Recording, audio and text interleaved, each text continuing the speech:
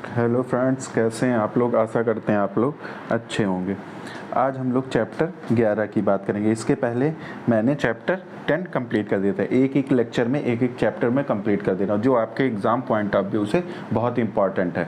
अगर आप ये देखोगे, एक लेक्चर में आपको चैप्टर 11 तैयार हो जाएगा। 148 से लेके 167 जो ये सारे सेक्शंस हैं ना, ये सारे सेक्शन एक ही लेक्चर में तैयार हो जाएंगे। और पुराना सेक्शन कौन सा था? 129 से 148। ये क्या है? लोक व्यवस्था और परिशांत बयान बनाए रखने के लिए ठीक है, लोक व्यवस्था और परिशांत बनाए रखने के लिए ये इस चैप्टर को बनाया गया। ठीक है, तो ये chapter exam point of view से बहुत इंपॉर्टेंट है। ठीक है, इसमें ये एग्जाम पॉइंट ऑफ व्यू से एक या दो क्वेश्चन इस चैप्टर से जरूर रहते हैं। अब इस चैप्टर को कितने भागों में बांटा गया? 4 भागों में, ए, बी और सी और डी। तो ए पार्ट में तुम्हारा अनलॉफुल असेंबली दिया है। ए पार्ट में क्या दिया? अनलॉफुल असेंबली, यानी कि विधि विरुद्ध जमाव। इसको किस सेक्शन से किस सेक्शन तक है? 148 से लेके 151 तक है। जो नया वाला BNSS है 148 से लेके 151 तक है। पुराने में 129 से लेके 132 तक था। पब्लिक न्यूसेंस पे आ जाओ। पब्लिक न्यूसेंस कौन सा? बी पार्ट में कौन सा है? पब्लिक न्यूसेंस है। पब्लिक न्यूसेंस 152 से 162 तक है। पुराने में 133 से लेके 143 तक था। फिर नेक्स्ट आ जाओ सी, अर्जेंट केसेस ऑफ न्यूसेंस और द अप्रहेंडेड डेंजर्स, मतलब डेंजर प्रकृति के जो अपराध हैं उनसे संबंधित क्या है? न्यूसेंस या आशंकित खतरे वाले जो अर्जेंट प्रकार के मामले हैं उनको कहाँ? 163 में पुराने में, नए में 163 हो जाएगा, पुराने में 144 से लेकर 144 केवल एक ही सेक्शन। अब नए में क्या? केवल एक ही सेक्शन कर दिया। अब dispute as to immovable property, यानी कि इनमूवेबल प्रॉपर्टी यानी कि स्थावर संपत्ति के बारे में जो विवाद है उससे संबंधित है। ये कितने से? 164 से लेके 167 तक है। पुराने में 145 से लेके 148 तक था। ये किस पार्ट में? डी पार्ट में है। ठीक है, तो इस तरह तुम्हारा इतनी चीज़ें कंप्लीट हो गई आपकी। क्या क्या चीज़ें थी, इसकी प्रोफार्मा क्या था, कितने भागों में बटा, ये मैंने बता दिया। इससे एक क्वेश्चन पूछ लेता। अब आ जाओ, इस चैप्टर में पावर, शक्तियाँ किसे दी गई? जुडिशियल मजिस्ट्रेट को कोई पावर नहीं है। याद कर लेना, जुडिशियल मजिस्ट्रेट को कोई पावर नहीं। जो भी पावर है वो एग्जीक्यूटिव मजिस्ट्रेट को। किसको? जुडिशियल मजिस्ट्रेट को कोई पावर नहीं। जो भी है वो किसको? Executive magistrate. किसको? एग्जीक्यूटिव मजिस्ट्रेट को है। तो अब आ जाओ, पहला, विधि विरुद्ध जमाव पढ़ने से पहले हमको क्या क्या चीज? BNSS का सेक्शन 148 से 151 पढ़ना पड़ेगा।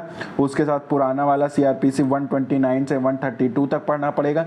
कॉन्स्टिट्यूशन का आर्टिकल 19 भी इसके साथ पढ़ सकते हैं। IPC का चैप्टर 8 141 से 160 तक का, और BNSS का चैप्टर 189 से 194। इसमें दंड का प्रावधान है। क्या है? दंड का प्रावधान है। क्या दिया गया? दंड का प्रावधान। ठीक है, तो अगर विधि विरुद्ध जमाव में जो आदेश दिया उस आदेश का अगर पालन नहीं करोगे तो किस धारा के तहत आप IPC के किस चैप्टर? IPC के चैप्टर 8 के तहत, नए BNSS के चैप्टर 11 के तहत आपको दंड दिया जा सकता है। ठीक है, तो ये इतनी चीजें हो गई।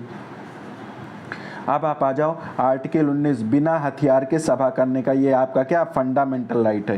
क्या है? बिना हथियार के आप सभा कर सकते हो। ये कौन सा? ये आपका फंडामेंटल राइट है, मूलभूत अधिकार है। ये कौन सा आर्टिकल बताता? आर्टिकल 19 बताता है। अगर आप हथियार के साथ सभा करोगे तो BNSS के धारा 148 और से लेकर 151 और BNS का 189 से 194 लागू होगा। ठीक है, ये आपके ऊपर आदेश दिया जाएगा। अगर आप उन आदेश का पालन नहीं करोगे, BNS की धारा 189 से 194 के तहत आपको दंडित किया जाएगा। ठीक है, तो अब आ जाओ नेक्स्ट पेज पे।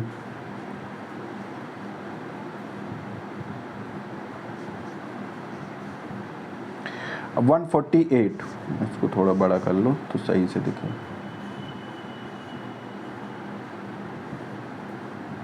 148 क्या कहता है? इसको पुराने CRPC की धारा 129 के साथ पढ़ोगे। सिविल बल के प्रयोग द्वारा जमाव को तितर बितर करना, यानी कि सिविल बल के प्रयोग द्वारा। किसके द्वारा? सिविल बल के प्रयोग द्वारा जमाव को तितर बितर करना। अब सिविल बल के प्रयोग का कौन आदेश दे सकता है? सबसे पहले ये याद रखो, पहले क्लास में कौन है? सिविल बल के प्रयोग का आदेश कौन दे सकता है? एग्जीक्यूटिव मजिस्ट्रेट दे सकता है। एग्जीक्यूटिव मजिस्ट्रेट नहीं है तो officer in charge of police station दे सकता है या एसआई दे सकता है। एसआई से ऊपर के रैंक का कोई भी व्यक्ति दे सकता है। तो ये 3 व्यक्ति आदेश दे सकते हैं। तो कौन कौन दे सकता है? एग्जीक्यूटिव, सबसे पहले एग्जीक्यूटिव मजिस्ट्रेट दे सकता है। एग्जीक्यूटिव मजिस्ट्रेट नहीं है तो officer in charge of police station है वो दे सकता है, या सब इंस्पेक्टर दे सकता है। तो सिविल बल के प्रयोग का आदेश कौन कौन दे सकता है? 3 व्यक्ति दे सकते हैं। ठीक है, ये मैंने बता दिया। अब विद विरुद्ध जमाव या 5 या अधिक व्यक्तियों को तितिर बितिर होने का आदेश भी दे सकता है। क्या दे सकता है? विद विरुद्ध जमाव है या 5 से अधिक व्यक्ति हैं तो उनको तितर बितर होने का भी आदेश दे सकता है। फिर उसके बाद क्लास 2 में आ जाऊं। क्लास 2 कहता है कि एग्जीक्यूटिव मजिस्ट्रेट और पब्लिक ऑफिसर, पुलिस ऑफिसर क्या कहता है? बल द्वारा तितर बितर करना, मेल मेंबर की सहायता ले सकता है। क्या है? मेल मेंबर की सहायता। आईपीसी और बीएनएस में किस है? 187 और बीएनएस में कौन सा? 222। क्या है? अगर लोक सेवक की सहायता नहीं करोगे तो आपको दंड का प्रावधान है। अगर लोक सेवक आपसे सहायता मांगता तो आपका यह कर्तव्य है कि आप उसकी सहायता करोगे। अगर आप सहायता नहीं करते हो तो आईपीसी की धारा 187 के तहत दंडित हो गया। नए बीएनएस की धारा 222 के तहत आपको क्या किया जाएगा? दंडित किया जाएगा। फिर उसके बाद तितर बितर करने में क्या कर सकता है? गिरफ्तार भी कर सकता है और परिरुद्ध भी कर सकता है। बल को तितर बितर करने के लिए एग्जीक्यूटिव मजिस्ट्रेट या पुलिस ऑफिसर, क्या एग्जीक्यूटिव मजिस्ट्रेट या पुलिस ऑफिसर क्या कर सकता है? देखो, सबसे पहले बल द्वारा जमाव को तितर बितर करेगा, फिर नहीं तो किसी पुरुष की सहायता ले सकता, मेल मेंबर की सहायता ले सकता है, या क्या कर सकता है? गिरफ्तार कर सकता है या परिबद्ध कर सकता है। ठीक, गिरफ्तार या परिबद्ध कर सकता हूं। अब आईपीसी और बीएनएस में दंड का प्रावधान, अगर तितर बितर नहीं होते हो, तुमको आदेश दिया गया 2 में तितर बितर होने का, अगर तुम तितर बितर नहीं होते हो, तुम वहां से नहीं जाते हो, जो सभा हो रही वहां से तुम नहीं जाते हो, तो धारा 145 रेड विथ 189 के क्लास 3 विद विरुद्ध जमाव आईपीसी में 145 होगा और उसमें किस में होगा? बीएनएस में 189 का क्लास 3, जिसमें क्या बताता है कि विद विरुद्ध जमाव में यह जानते हुए कि उसके बिखर जाने का समादेश दे दिया गया, सम्मिलित होना है या उसमें बने रहते हो तो आपको क्या किया जाएगा? दंडित किया जाएगा। आपको क्या किया जाएगा? दंडित किया जाएगा। उसके बाद धारा 151 पुराने आईपीसी की, नए में कौन सा? 89 से 89 का क्लास 5 या अधिक व्यक्तियों के जमाव को बिखर जाने का समादेश दिए जाने के पश्चात भी उसमें जानते हुए सम्मिलित होना या बने रहना, तो ये कौन सा है? पुराने में 151 था, नए में 189 का क्लास 5 हो गया। ठीक है, इसके तहत भी आप दंडित किए जा सकते हो। फिर आ जाओ क्वेश्चन 149 को किसको पढ़ोगे? पुरानी जो सीआरपीसी 130 के साथ, किसके साथ पढ़ोगे? 130 के साथ। जमाव को तितर बितर करने के लिए सशस्त्र बल का प्रयोग। अभी सिविल बल का प्रयोग हो रहा था, अभी किसका बल हो रहा था? 188 में सिविल बल का प्रयोग हो रहा था। अब किसका प्रयोग हो रहा है? सशस्त्र बल का। अब किसका हो रहा है? सशस्त्र बल का, आर्म फोर्स का। किसका? आर्म फोर्स का यूज किस में होता है? 149 में। अब 149 में आर्म्स का कब यूज करोगे? आर्म्स फोर्सेस का कब यूज करोगे? जब डीएम द्वारा या उसके द्वारा प्राधिकृत कोई एग्जीक्यूटिव मजिस्ट्रेट उपस्थित हो तो आदेश दे सकता। उस जगह पे उपस्थित हो जहां पे ये घटना हो रही है, जहां जमाव है, वहां पे क्या या तो डीएम उपस्थित हो या कोई एग्जीक्यूटिव मजिस्ट्रेट उस जगह घटना स्थल पर मौजूद होना चाहिए, और मौजूद होगा तभी वह 149 का आदेश दे सकता है। अब इस आदेश में क्या कर सकता है? गिरफ्तार और परिरुद्ध भी कर सकता है। क्या कर सकता है? गिरफ्तार और परिरुद्ध भी कर सकता है। सशस्त्र बल द्वारा केवल आवश्यक बल का ही प्रयोग किया जाएगा। आवश्यक बल का तथा जितनी संपत्ति जितनी कम से कम हो सके उतनी हानि पहुंचाए, संपत्ति की भी जितना कम से कम हो सके उतनी कम हानि पहुंचाए, और सशस्त्र बल द्वारा क्या? आवश्यक बल का केवल प्रयोग किया जाएगा। ठीक है, इसके बाद आ जाओ नेक्स्ट।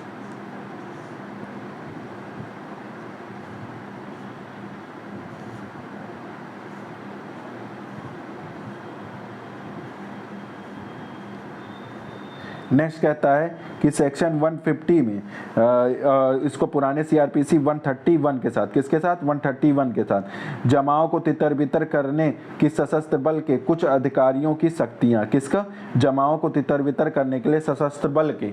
अब आर्म फोर्स का यूज कर रहे हो तो अब आर्म फोर्स के ऑफिसरों को भी तो कुछ शक्तियां दी जाएंगी। वो कहाँ दी गई हैं? सबसे पहले सिविल बल का उपयोग किए, फिर आर्म फोर्स का उपयोग किए। आर्म्स फोर्स के अधिकारियों को क्या शक्ति होंगी? 50 में शक्ति बताई गई।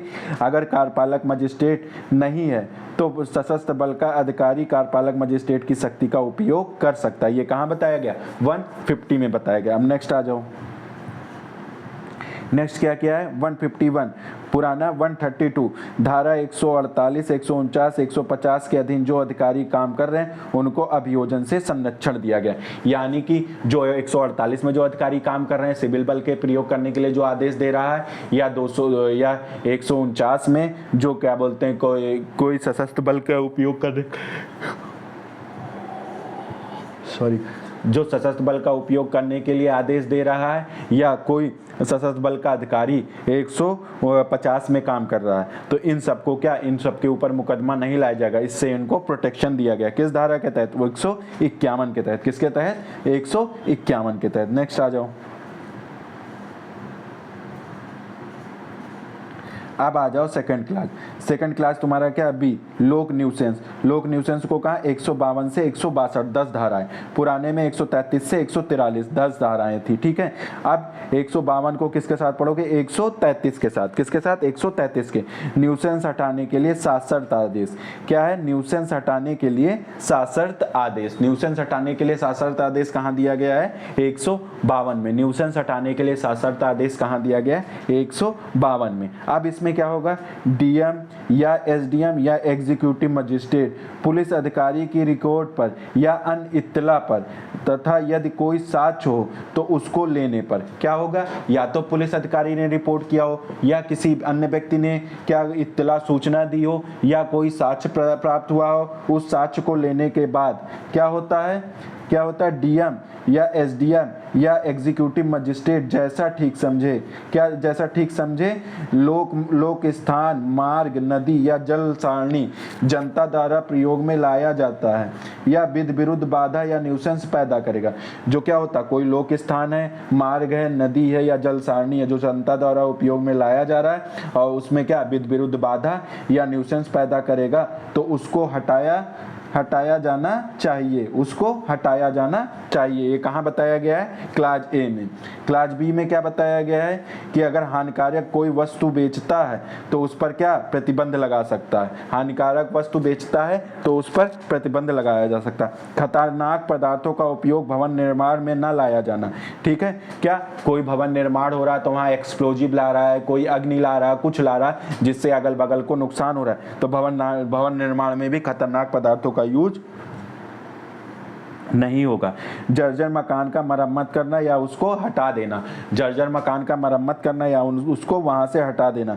गड्ढा है या तालाब है या कोई कोई किनारा है जो पानी से भरा हुआ है, कोई गड्ढा है तो उसके सामने क्या, उसके किनारे किनारे फेंसिंग लगा देना, बाढ़ लगाया जाएगा, ठीक है। अगर कोई भयानक जीव जंतु है तो उसको समाज से वहां से हटा दिया जाए जिससे माहौल खराब ना हो, ठीक है। इन सब के लिए क्या कर सकता है? सशर्त आदेश दे सकता है। इन सब चीजों के लिए एफ तक का क्या है, जो तुम्हारा 6 आधार हैं, 6 आधारों पे वह सशर्त इन सब के लिए आदेश देगा। समय स्थान पर उपस्थित हो, जिस व्यक्ति के पर जो व्यक्ति ये काम कर रहा है उससे कोई एक समय और एक स्थान बताएगा, उस समय और स्थान पर उपस्थित हो। कारण बताओ कि इस आदेश को क्यों ना अंतिम कर दिया जाए, कि इस आदेश को तुमको क्यों ना दे दिया जाए और इस आदेश को क्यों ना अंतिम कर दिया जाए, ठीक है। तो कारण बताने के लिए कहेगा। उसके बाद आ जाओ नेक्स्ट।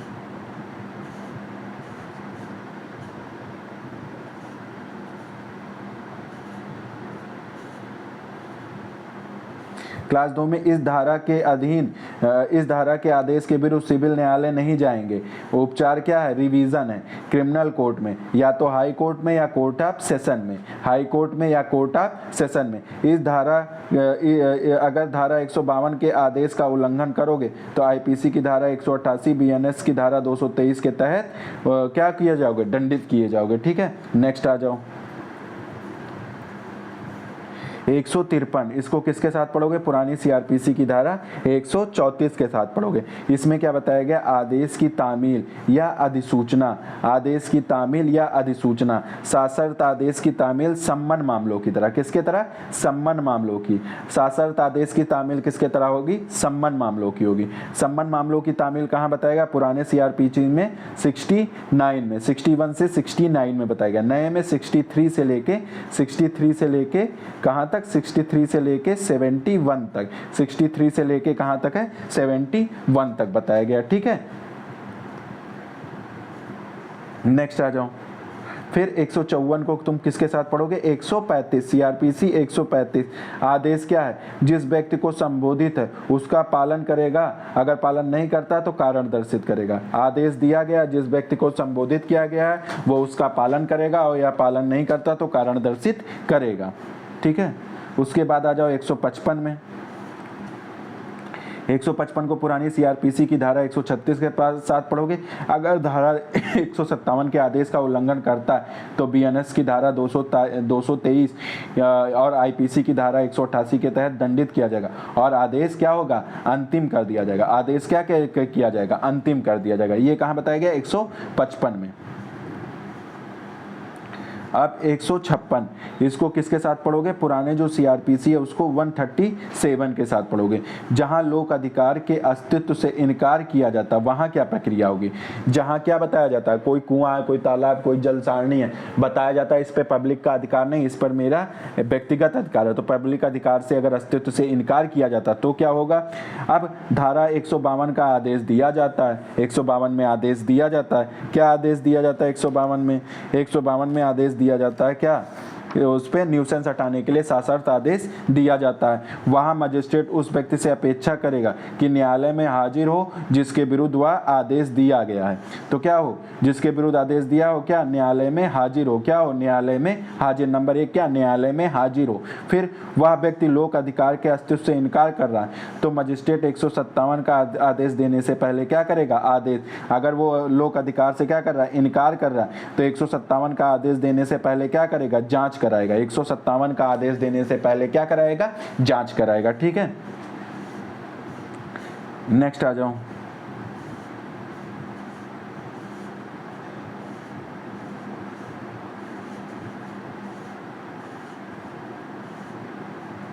अब जांच कैसे? क्लास 2 में बताया गया है। जांच कैसे होगा?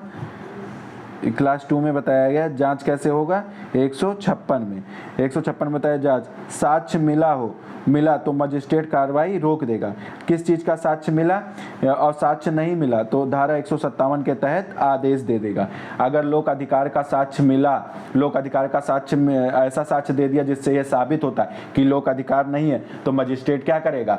वहीं कार्रवाई को रोक देगा। क्या करेगा? कार्रवाई को रोक देगा। और अगर लोक अधिकार प्राइवेट अधिकार का साक्ष्य नहीं मिला तो क्या करेगा? वो 157 का आदेश देगा। क्या करेगा? 157 के तहत आदेश देगा। साक्ष्य मिला का अर्थ है कि लोक अधिकार का अस्तित्व नहीं है। साक्ष्य मिला मतलब क्या है? लोक अधिकार का अस्तित्व नहीं है। उसी प्रकार अगर साक्ष्य नहीं मिला तो उसका अर्थ है लोक अधिकार का अस्तित्व है। लोक अधिकार का अस्तित्व, अगर साक्ष्य नहीं मिला तो लोक अधिकार का अस्तित्व है। अब 157 का आदेश दे सकता है, न्यायालय 157 का आदेश दे सकता है। मजिस्ट्रेट के प्रश्न करने पर लोक अधिकार के अस्तित्व से इनकार नहीं करता, मजिस्ट्रेट प्रश्न करता और लोक अधिकार के अस्तित्व से इनकार नहीं करता तो उसके समर्थन में विश्वसनीय साक्ष्य देने में असफल रहता तो बाद के किसी कार्रवाई में ऐसा कोई इनकार नहीं करने दिया जाएगा। ये कहाँ बताया गया है? क्लास 3 में बताया गया। अब आ जाओ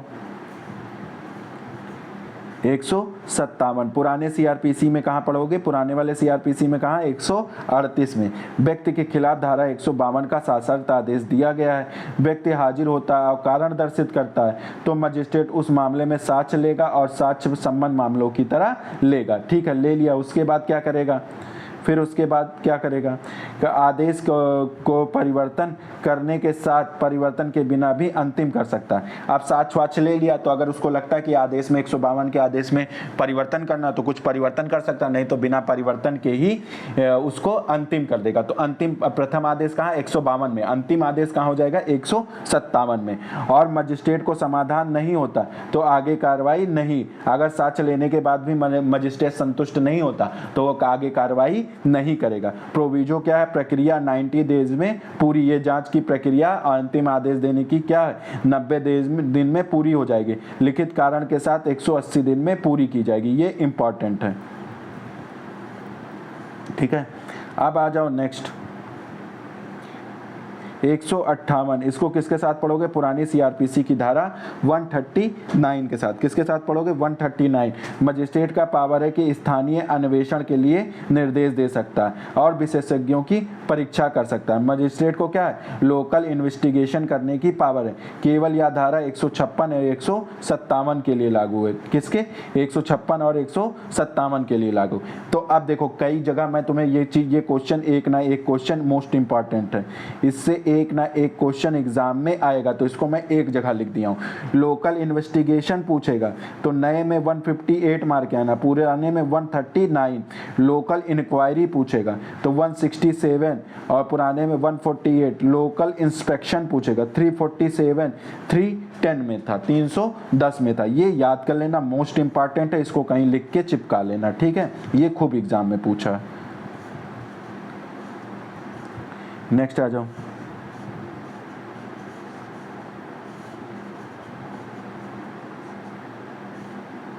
159, इसको किसके साथ पढ़ोगे, पुराने सीआरपीसी की धारा 140 के साथ। किसके साथ पढ़ोगे, 140 के साथ। मजिस्ट्रेट के लिखित अनुदेश आदि देने की शक्ति। मजिस्ट्रेट को क्या, लिखित अनुदेश आदि देने की शक्ति।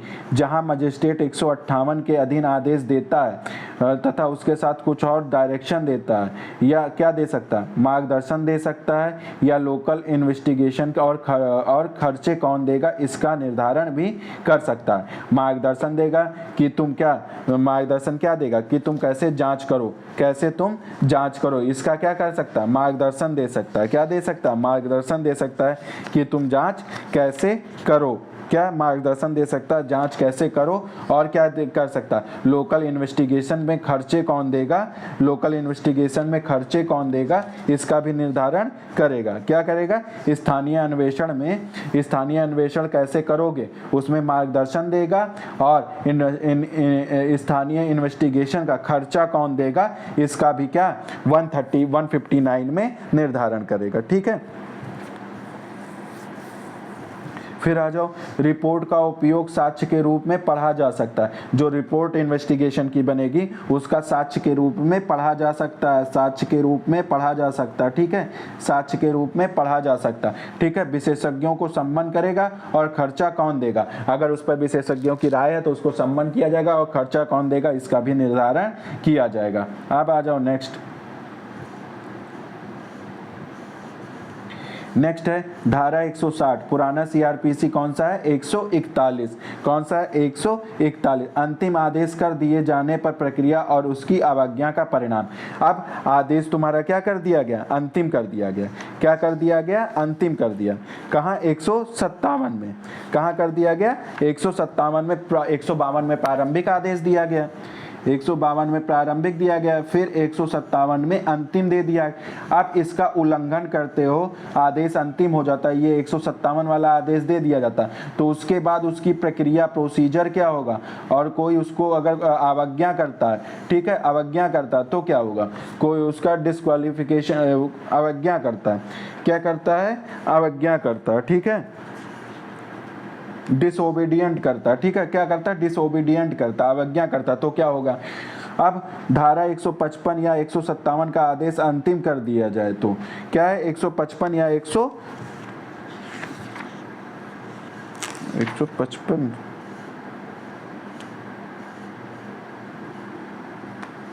152 होगा ये, ठीक है, इसको 152 या 157 155 ही होगा, ठीक है, 155, क्योंकि 152 का आदेश 157 में अंतिम होता, 155 होगा, ठीक है, इसको 155 ही कर लेना।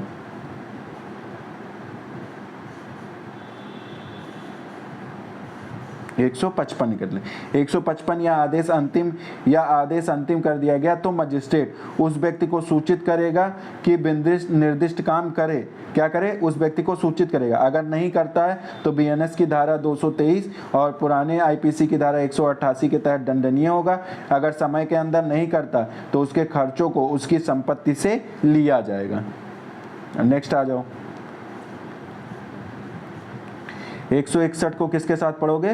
पुराना वाला जो CRPC 142 के साथ। किसके? 142 के साथ। जांच के लंबित रहने तक इंजेक्शन जारी करना। इंजेक्शन जारी करना क्या? यथास्थिति कायम। जांच अगर लंबित है तो यथास्थिति कायम रखी जाएगी। ये कहाँ? 161 में, पुराने में 142 में। नया आ जाओ।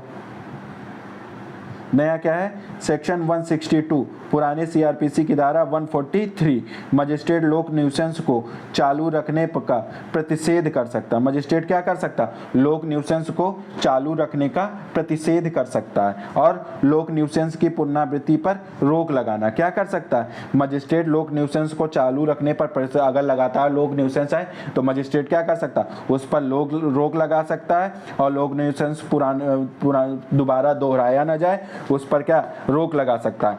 और अगर वो नहीं देगा तो IPC की धारा 200, अगर लोक न्यूसेंस रोकने के लिए आदेश दिया, आदेश नहीं मानता तो 291 और 293 में 6 माह तक की सजा दी जा सकती है। ठीक है, ये इतनी चीजें आई होप आपको समझ में आ गई होंगी। अब आ जाओ नेक्स्ट।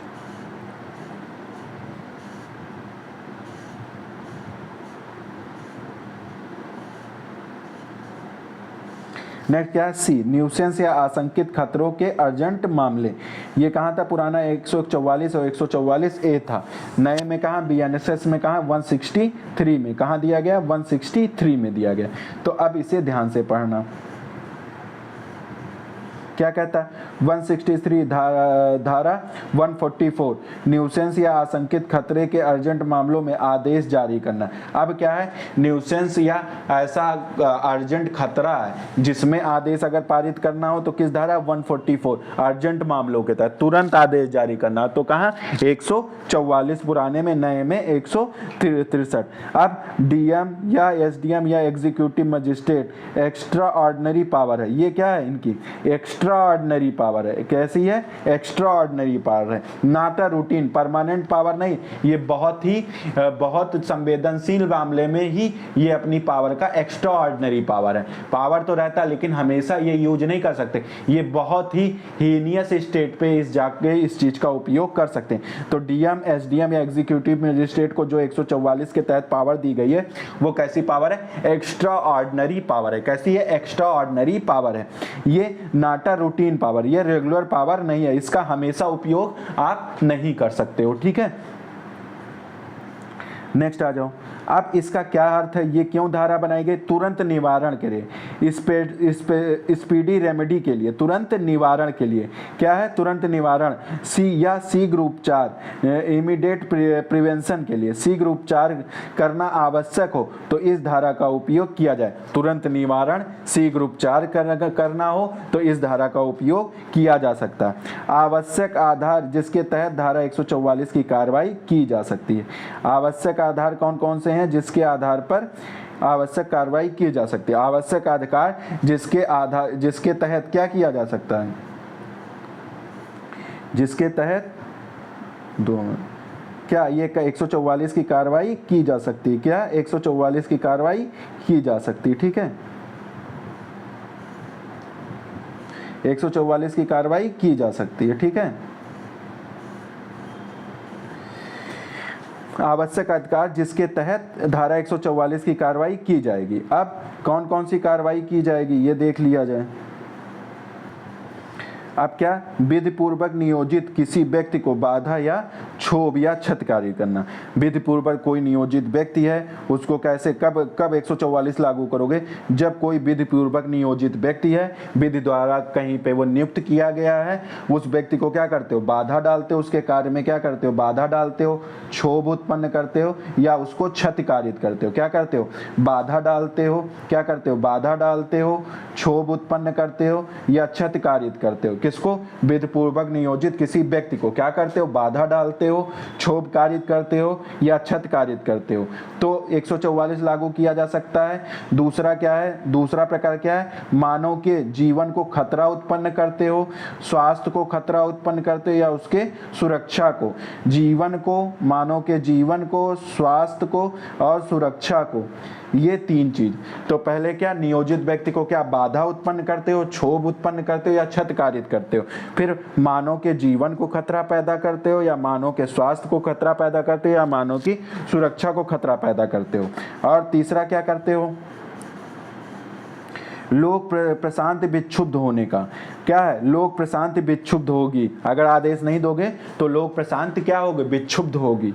फिर उसके बाद बलबा या दंगा हो सकता है, क्या हो सकता है, बलबा या दंगा हो सकता है। तब ऑर्डर या क्या निर्देश देगा, तब एक ऑर्डर देगा। कैसा ऑर्डर या निर्देश देगा, लिखित में देगा। कैसा देगा, लिखित में देगा। और सारवान तथ्य, जो तथ्य विद्यमान है उन तथ्यों का उसमें उल्लेख करेगा। और उसकी तामील कैसे होगी, जो 153 में बताया गया कि सम्मन मामलों की तरह वैसे ही आदेश की तामील कराई जाएगी। डायरेक्शन, क्या डायरेक्शन होगा, आमुख कार्य को ना करें। क्या होगा डायरेक्शन, उसमें क्या लिखा जाएगा कि आमुख कार्य को ना करें, या अपने कब्जे की या अपने प्रावधानित किसी विशिष्ट संपत्ति की कोई विशिष्ट व्यवस्था कर लें। जो उसके कब्जे में है, अगर वो संपत्ति कुछ नुकसान पहुंचा रही है तो उसके लिए आप विशिष्ट व्यवस्था कर लें और आप क्या, और आमुख कार्य ना करें, ये आदेश दिया जा सकता है। फिर उसके बाद तीसरा क्या है, सूचना की सम्यक रूप से तामील होने की संभावना नहीं है तो एक पक्षीय आदेश भी, उसको लगता है जो हम नोटिस जारी किए हैं उसकी तामील नहीं हो सकती तो एक्स पार्टी ऑर्डर भी पास कर सकता है। क्या कर सकता है, एक्स पार्टी ऑर्डर भी पास कर सकता है। क्या कर सकता है, एक्स पार्टी ऑर्डर पास भी कर सकता है। और क्या कर सकता है, विशेष स्थान पर किसी के आने जाने पर रोक भी लगा सकता है। किसी विशेष स्थान पर किसी भी व्यक्ति के समूह को या किसी को आने जाने से रोक भी लगा सकता है। ठीक है, अब नेक्स्ट आ जाओ।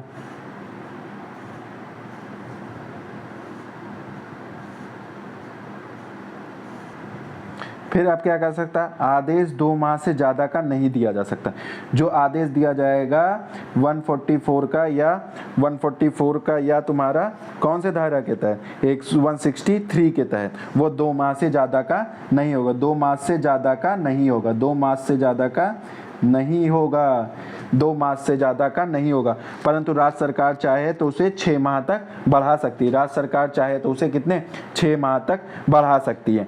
धारा ये फिर क्लास 5 क्या कहता है, आदेश को हटाना मजिस्ट्रेट स्वयं की स्वप्रेरणा से या व्यथित पक्षकार के आवेदन से क्या कर सकता है, 144 को या 163 के आदेश को हटा सकता है। ठीक है, फिर उसके बाद क्लास 6 क्या कहता है, अगर राज्य सरकार उपधारा 4 के परंतुक के तहत जो आदेश देता है उसको राज्य सरकार स्वप्रेरणा से या व्यथित पक्षकार के आवेदन पर विखंडित या परिवर्तित कर सकता है, विखंडित या परिवर्तन कर सकता है। ठीक है, उसके बाद आ जाओ नेक्स्ट क्लास 7 में।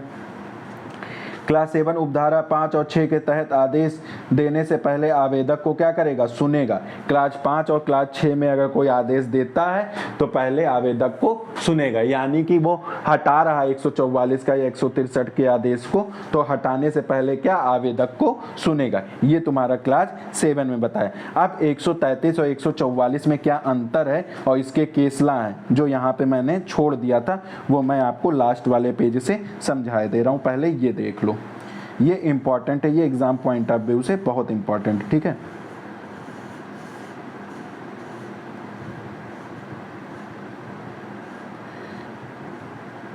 अब इसमें 152 और 152 और 163 में अंतर, यानी कि 133 और 144 में क्या अंतर है। 152 और 163 यानी कि 133 और 144 में क्या अंतर है। 133 में क्या, सशर्त आदेश, 152 में सशर्त आदेश दिया जाता है और 144 में बिना शर्त के आदेश दिया जाता है। क्या है, बिना शर्त के आदेश दिया जाता है। इसमें क्या, कुछ कार्य को करने या कुछ कार्य को न करने का आदेश दिया जाता है। इसमें आदेश नकारात्मक होता है और समादेशात्मक होता है। नकारात्मक होता है और समादेश आता है, उसमें कुछ डायरेक्शन होता है और वो क्या होता है, वो आदेश नकारात्मक होता है। फिर 133 वाले आदेश में दूसरे पक्षकार को सुना जाना चाहिए, लेकिन 144 का आदेश देते समय दूसरे पक्षकार को सुना जाना आवश्यक नहीं है। इसमें आदेश स्थायी आदेश होता है। इसमें जो आदेश होता है 152 वाला आदेश स्थायी होता है, इसमें स्थायी नहीं होता। कार्यपालक मजिस्ट्रेट 2 माह तक का कर सकता है और राज्य सरकार 6 माह तक का बढ़ा सकती है। फिर इसमें सामान्य मामले आते हैं। कैसे आते हैं, सामान्य मामले। इसमें अर्जेंट मामले आते हैं, 163 में अर्जेंट मामले आते हैं। उसके बाद ये लोक न्यूसेंस, ये केवल पब्लिक न्यूसेंस पे ये धारा काम करती है। ये धारा पब्लिक न्यूसेंस और प्राइवेट न्यूसेंस दोनों पे काम करती है, पब्लिक न्यूसेंस और प्राइवेट न्यूसेंस दोनों पे काम करती है। तुरंत कार्रवाई आवश्यक नहीं होता, इसमें तुरंत कार्रवाई करना आवश्यक नहीं होता, इसमें तुरंत कार्रवाई करना आवश्यक होता है। कर्फ्यू का आदेश नहीं दिया जाता, इसमें कर्फ्यू का आदेश दिया जाता है। 144 में कर्फ्यू का आदेश दिया जाता है। अब इसके बाद इसमें कुछ केसला है, वो केसला भी यहाँ पे मैं बता दे रहा हूँ, उसको भी ध्यान से सुन लेना। अब 163 यानी कि 144 से संबंधित प्रमुख वाद कौन कौन से? Madhu Limaye versus ADM Munger, SDM Munger, Madhu Limaye versus SDM Munger. इसमें क्या बताया गया? धारा 144 या 163 संवैधानिकता से संबंधित है। किससे संवैधानिकता? गुलाम अब्बास वर्सेस उत्तर प्रदेश राज्य, 1981 का मामला। इसमें लोकहित और व्यक्तिगत हित में लोकहित को चुना जाएगा। जहां लोकहित और व्यक्तिगत हित का प्रश्न होगा वहां कौन सा हित चुना जाएगा? लोकहित चुना जाएगा। गुलाम अब्बास वर्सेस उत्तर प्रदेश राज्य 1981। फिर तीसरा केस कौन सा है? आचार्य जगदीश्वर नंद अवधूत वर्सेस पुलिस आयुक्त 1983।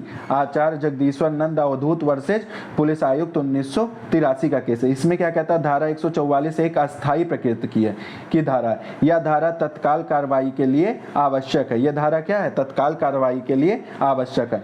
फिर एक केस आता है जयंती लाल वर्सेस एरिक रेसिन का केस। कौन सा केस आता है? जयंती लाल वर्सेस एरिक रेसिन का केस 1975 का। कौन सा? जयंती लाल वर्सेस एरिक रेसिन का केस। ये कब का केस है? 1975 का। धारा 144 के तहत कर्फ्यू लगाया जा सकता है तथा इसके तहत गोली मारने का आदेश नहीं दिया जा सकता। कौन से केस में कहा गया था? जयंती लाल वर्सेस एरिक रेसिन के केस में। ठीक है, तो इस तरह आपका 144 कंप्लीट हो गया। अब आ जाओ नेक्स्ट।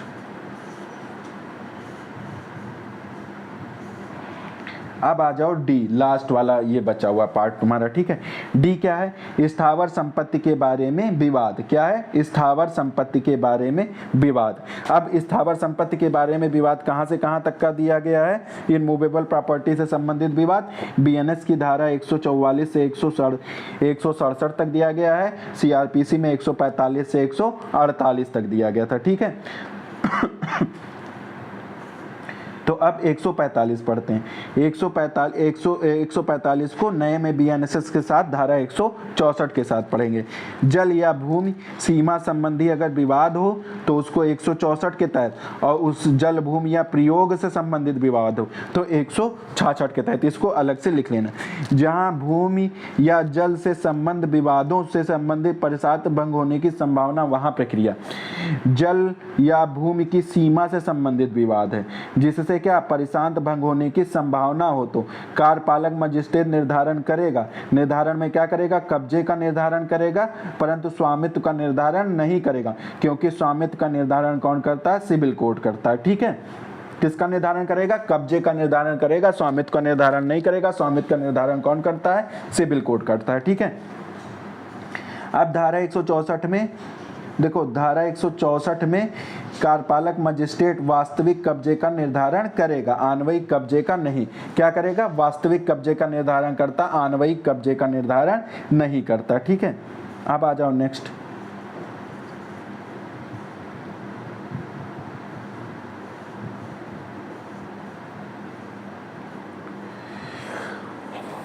क्लास 2 में बताया गया है भूमि या जल के अंतर्गत आता है। क्या क्या आता है?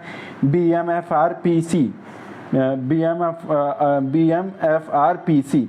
इसका बी का मतलब क्या हो गया? बिल्डिंग्स आती हैं। भूमि या जल के अंदर कौन आता है? बिल्डिंग्स आती है, मार्केट आता है, फिशरीज आती है, रेंट आता है, प्रॉपर्टी आता है और क्रॉप्स आता है, और अदर प्रोसीड ऑफ लैंड, और कोई भी भूमि से संबंधित चीजें भी आती हैं। और क्या? भूमि से संबंधित चीजें भी इसके अंतर्गत आ जाती हैं। क्या आ जाती हैं? भूमि से कोई भाटक या किराया वसूला जा रहा है, ठीक है, वो भी इसके अंतर्गत आ जाएगा। भूमि की अन्न उपज, ये क्या हो जाएगा? भूमि से अन्न कोई उपज हो रही है तो वो भी आ जाएगा, क्रॉप्स भी आ जाएगा, प्रॉपर्टी भी आ जाएगी, रेंट भी आएगा, फिशरीज भी आ जाएंगे, मार्केट भी आ जाएंगे और बिल्डिंग्स भी आ जाएंगे। ये याद कर लेना, ये हो सकता है एग्जाम में पूछ ले कि भूमि या जल के अंतर्गत क्या क्या आते हैं।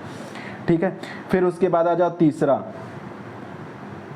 आदेश की तामील सम्मन की तामील की तरह की जाएगी। फिर मजिस्ट्रेट दो मामलों का निपटारा नहीं कर सकता। किन दो मामलों का? 4 में।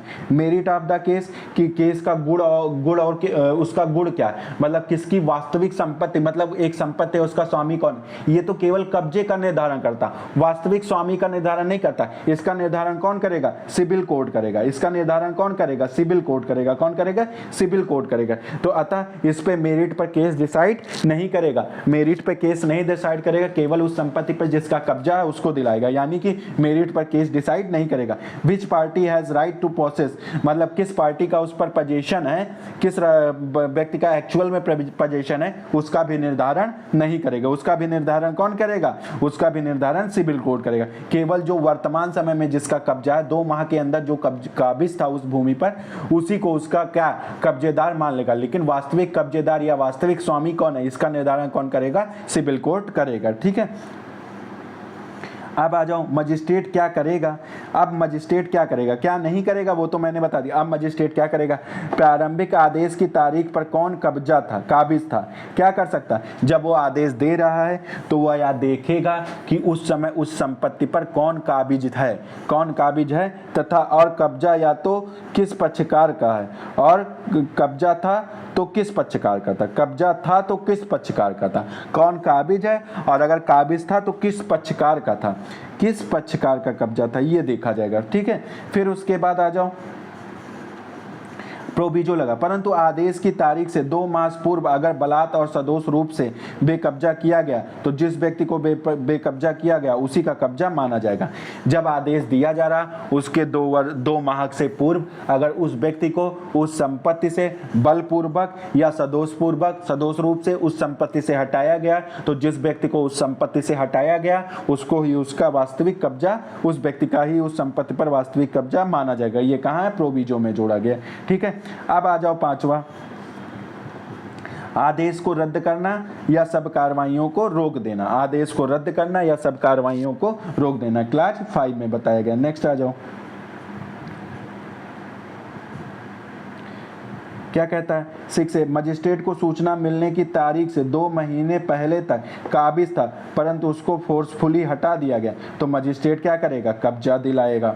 कब्जे के लिए जो आदेश पारित होगा उसकी तामील उपधारा 3 के तहत, कैसे? उपधारा 3 के सम्मन मामलों की तरह होगी। ठीक है। फिर उसके बाद आ जाओ नेक्स्ट, वाद लंबन के दौरान पक्षकार की मृत्यु हो जाती है तो उसके लीगल रिप्रेजेंटेटिव को पक्षकार बनाया जा सकता है। फिर अगर संपत्ति क्षयशील है तो उसका विक्रय कर राशि जमा कर लेगा। अगर संपत्ति विक्रयशील है तो उसको क्या? प्रॉपर्टी का विक्रय करके राशि को जमा कर लेगा। 9 में क्या है? मजिस्ट्रेट पक्षकारों के आवेदन पर सम्मन जारी करेगा। मजिस्ट्रेट क्या करेगा? पक्षकारों के आवेदन पर क्या करेगा? सम्मन जारी कर सकता है। क्या कर सकता है? सम्मन जारी कर सकता है।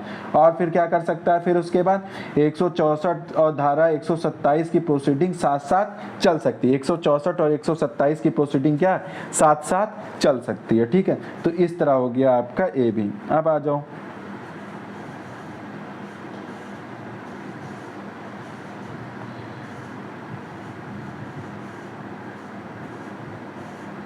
नेक्स्ट, क्या कहता है? 165, इसको किसके साथ पढ़ोगे? पुरानी सीआरपीसी की धारा 146 के साथ। क्या कहता है? विवाद की विषय वस्तु का कुर्क करने की और रिसीवर नियुक्त करने की शक्ति। और क्या है? रिसीवर नियुक्त करने की शक्ति। तो क्रिमिनल कोर्ट कुर्क करेगा या रिसीवर नियुक्त करेगा। क्रिमिनल कोर्ट क्या करेगा? या तो कुर्क करेगा या रिसीवर नियुक्त करेगा। दोनों पक्षकारों को सिविल कोर्ट भी जाने को कह सकता है। अगर वो निर्धारण, वास्तविक निर्धारण चाहते हैं तो क्या कह सकता है कि भाई चलो हम संपत्ति कुर्क कर ले रहे हैं, रिसीवर नियुक्त कर दे रहे, लेकिन आपका वास्तविक निर्धारण आप सिविल कोर्ट जाइए। सिविल कोर्ट नया रिसीवर भी नियुक्त कर सकता है तो क्रिमिनल कोर्ट का रिसीवर सिविल कोर्ट के रिसीवर को इंचार्ज दे देगा। सिविल कोर्ट गए, सिविल कोर्ट ने भी रिसीवर नियुक्त किया तो जो क्रिमिनल कोर्ट का रिसीवर होगा वो अपना चार्ज किसको दे देगा? सिविल कोर्ट के रिसीवर को दे देगा।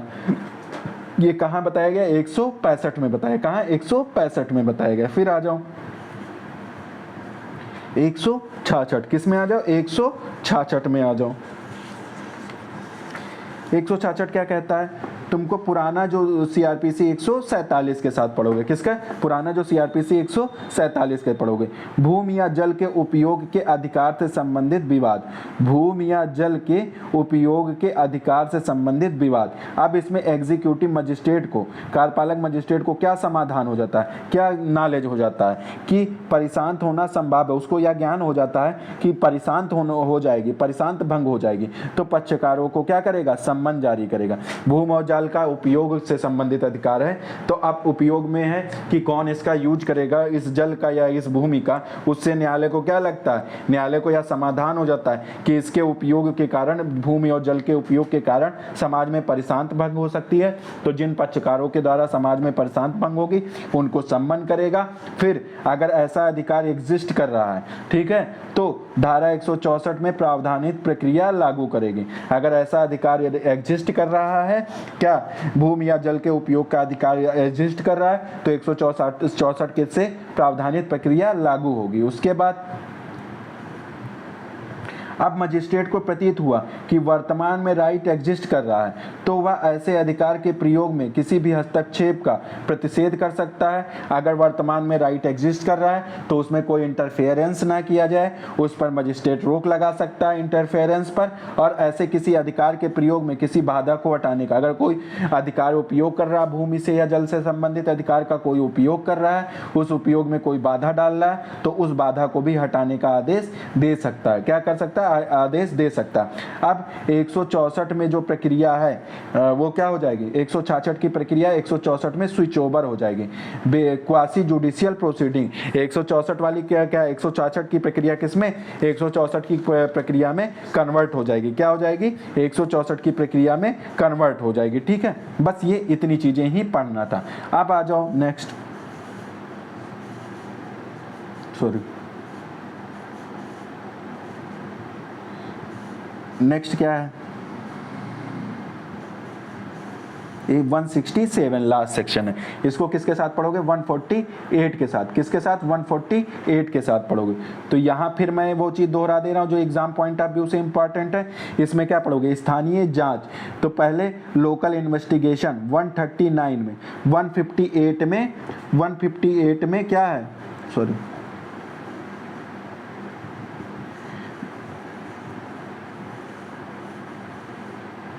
देखो एक 148 स्थानीय जांच है, पुराने में 139 में, नए में 158 में लोकल इन्वेस्टिगेशन, नए में 167 में, पुराने में 148 में लोकल इंक्वायरी, पुराने में 310 में, नए में 447 में local inspection, investigation, inquiry on inspection. ठीक है, तो ये चीज़ें कहाँ दी गई हैं ये मैंने आपको बता दिया। अब आ जाओ, कौन करेगा लोकल क्या लोकल जांच, स्थानीय जांच कौन करेगा? डीएम या एसडीएम। क्या कर सकता है? या तो खुद कर सकता है या अपने अधीनस्थ किसी मजिस्ट्रेट को लिखित अनुदेश देगा कि लोकल इंक्वायरी करे। क्या डीएम या एसडीएम अपने अधीनस्थ किसी मजिस्ट्रेट को लिखित अनुदेश देगा कि लोकल इंक्वायरी करे। और वो क्या करेगा? धारा 164, 165 और 66 के उद्देश्य के लिए जाँच आवश्यक हो तो इस धारा के तहत क्या कर सकता है? जाँच कर सकता है। इस तरह आपका ये भी चैप्टर समाप्त हो गया। ठीक है, ये मैं पहले आपको पढ़ा दिया था। ठीक है, तो इस तरह ये आपका आज चैप्टर द एंड हो गया। ठीक है, लेक्चर कैसा लगा कमेंट करके बता दीजिएगा। ठीक है, अगर लेक्चर सही लगता तो दोस्तों में भी अपने शेयर कर दीजिएगा। थोड़े सब्सक्राइबर बढ़ जाएंगे तो हमको भी अच्छा लगता है। अगर मेरी मेहनत अच्छी लग रही है तो दोस्तों यारों में शेयर कर दीजिएगा और थोड़े सब्सक्राइबर बढ़वा दीजिएगा। ठीक है, ओके, थैंक यू।